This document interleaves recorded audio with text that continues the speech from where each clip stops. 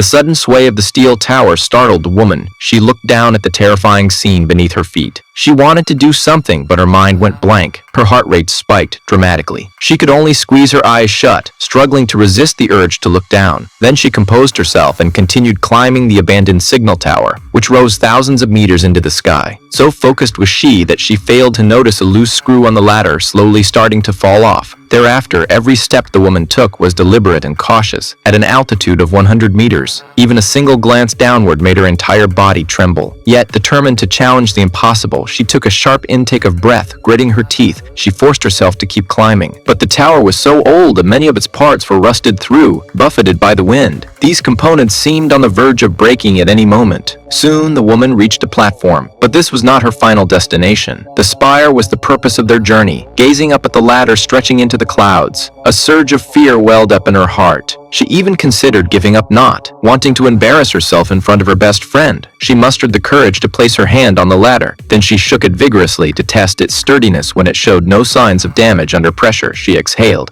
thrust her waist forward, and hung suspended in midair. But the moment her feet touched the ladder, she regretted it. She knew that a single fatal mistake, a fall from this height, would almost certainly be fatal. To tease the timid woman, her friend began shaking the structure violently from 600 meters above. The woman was thrown into a panic. Kumbigons to them. The nails securing the ladder had quietly come loose from the shaking. After struggling, the two finally reached the summit and began taking wild photos to show off. They had no idea they might be trapped atop the tower. As they prepared to descend, disaster struck. Thankfully, the friend grabbed the rope in time, preventing the woman from plummeting hundreds of meters.